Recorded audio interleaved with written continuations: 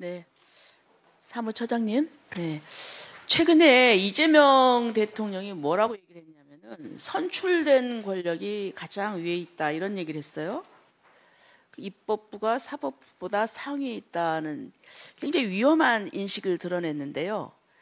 근데 이거는 정청래 당대표도 비슷한 소리를 했습니다. 대법원장이 뭐라고 대통령을 2번이나 탄핵하는데. 근데 이런 인식이 맞는 건가요? 어떻게 생각하세요? 입법부가 사법부보다 상위에 있습니까? 여기가 헌법에 대해서 가장 전문적인 기관이니까 네. 처장님께서 한번 헌법적 관점에서 말씀을 해보세요.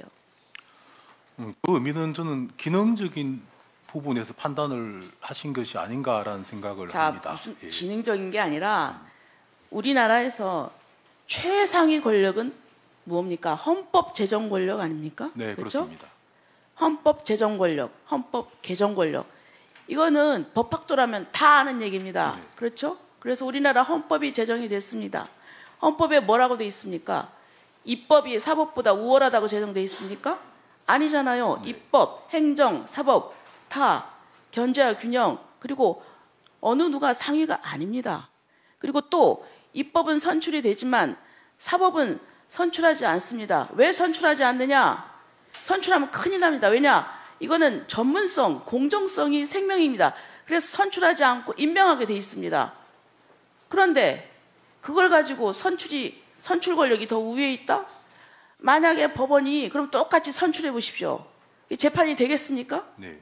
공정성이, 전문성도 그렇고 공정성도 그렇지 않습니까? 굉장히 그 위험한 사고방식이라고 생각합니다. 그런데 이것이 이어진 것이 PT 띄워줘 보세요. 그래서 대법원을 찾아가고 사건 재판 관계 기록을 내놓으라고 하고 그리고 또 저렇게 휘젓고 다녔습니다. 자, 됐어요. 그 다음에 저는 그래서 이런 부분이 있는데 만약에 헌법재판소도 똑같이 한번 생각을 해보세요. 헌법재판소에서 무슨 결정을 했는데 그게 마음에 안 든다고 소장 나오라고 해가지고 뭐 거기에 대해서 질의를 하고 그리고 또 헌법재판소 오늘 지금 왔습니다만 집무실도 보자 뭐 법정을 보자 뭐 이렇게 돌아다니고 그러면 이게 헌법재판소 그래도 최소한도 존중은 해줘야 되지 않습니까? 난 이게 굉장히 위험하다고 생각합니다. 네. 자, 그리고요. 자, 그러나 왜 대법원을 갑니까? 그거는 서류로 받으면 되는 거예요. 뭘 그거 가지고 현장 건좀 핑계 대지 마시고요. 그 다음에 지금 이제 대법원 4심제 얘기를 하고 있습니다. 4심제, 헌법소원. 재판에 대한 헌법소원. 자, PT 띄워주세요. 다시. 자, 보세요. 지금 헌법소원에 대해서, 재판에 대해서 헌법소원 지금 문제가 뭐냐면 김선수 전 대법관도 이런 얘기를 했습니다. 재판소원에 대해서 우려를 표명했고 또 문형배 전 헌법재판소장 대리도 이런 얘기를 했습니다. 대법관을 늘리자면서 4심제 하자는 것은 모순이다. 자, 그리고 지금 헌법재판소 지금 상황을 보십시오. 얼마나 지금 업무가 많습니까? 다음 PT 띄워줘 보세요. 지금 5년간 처리 건수 평균 처리 기간 보세요. 지금 2020년도에는 500 몇 건이었다가 2024년 700 몇 건이에요. 다시 또 다음 PT 띄워줘 보세요. 그리고 미제 사건이 이렇게 넘어가고 있습니다. 아니 도대체 지금 그리고 이 사심제도라 하는 것은 말이 뭐 이 기본권 보장이라고 하지만 지금 대법원에서 1년에 처리되는 건수가 한 4만 건 됩니다.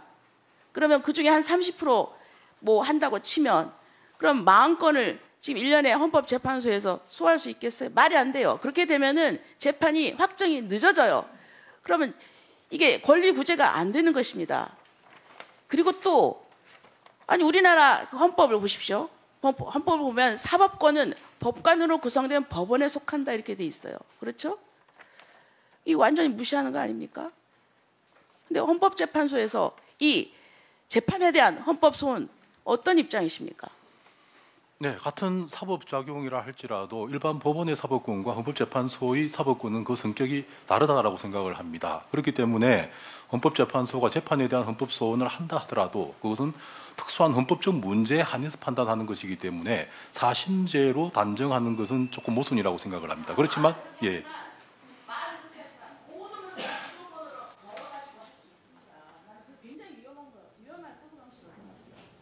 그렇기 때문에 독일이나 관련된 국가들에서도 모두 그 부분에 대해서 판례가 집중적으로 형성되고 있습니다. 저희들도 마찬가지로 재판소원이 도입된다면 그 부분에 대한 연구를 집중할 예정입니다.